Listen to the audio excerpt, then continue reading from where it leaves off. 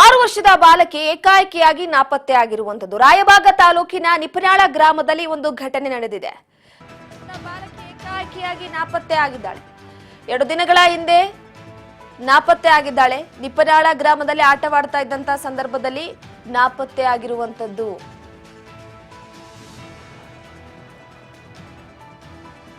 ಬಾಲಕಿ ನಿಷ್ಕಶ್ಮಿ ನಾಪತ್ತೆಯಾಗಿರುವಂತ ಯುವತಿಯಾಗಿದ್ದು ಪುಟ್ಟ ಬಾಲಕಿ ಇನ್ನೂ ಕೂಡ ಅದು. ಘಟಪ್ರಭಾ ಎಡದಂಡೆ ಕಾಲುವೆಯಲ್ಲಿ ಬಿದ್ದಿರುವಂತ ಶಂಕೆ ವ್ಯಕ್ತವಾಗ್ತಾ ಇದೆ. ಯಾಕಂದ್ರೆ 6 ವರ್ಷದ ಬಾಲಕಿ ಹೋಗಿದ್ದು ಆಟ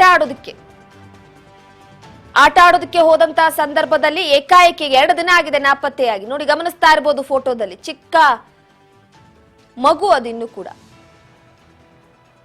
ಘಟಪ್ರಭಾ ಎಡದಂಡೆ ಕಾಲುವೆಯಲ್ಲಿ ಬಿದ್ದಿರುವ ಶಂಕೆ ವ್ಯಕ್ತವಾಗಿದ್ದು ಕಾಲುವೆಯಲ್ಲಿ ಬಾಲಕಿಗಾಗಿ ಪೊಲೀಸರು ಸ್ಥಳೀಯರಿಂದ ಶೋಧ ಕಾರ್ಯವನ್ನು ನಡೆಸಲಾಗ್ತಾ ಇದೆ. 2 ದಿನಗಳ ಹಿಂದೆ ಬಾಲಕಿಯ ಓಡಾಟವನ್ನ ಸ್ಥಳೀಯರು ಗಮನಿಸಿದ್ರು. ಅದರ ಜೊತೆಗೆ ಸ್ಥಳೀಯ ಮನೆಯೊಂದರ ಸಿಸಿಟಿವಿಯಲ್ಲಿ ಸೆರೆಯಾಗಿದೆ.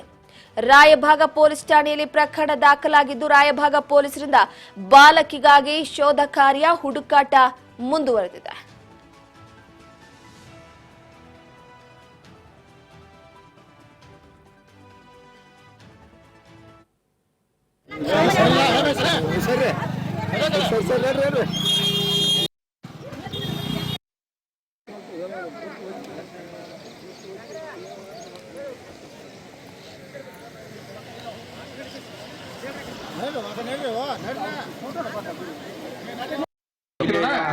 ಕುಡಿಗಟ್ಟು ಒಂದು ಹೆಜ್ಜೆ ಪ್ರಕೃತಿ ಕುಡಿಗಟ್ಟು ಒಂದು ಹೆಜ್ಜೆ ಪ್ರಕೃತಿ ನೋಡ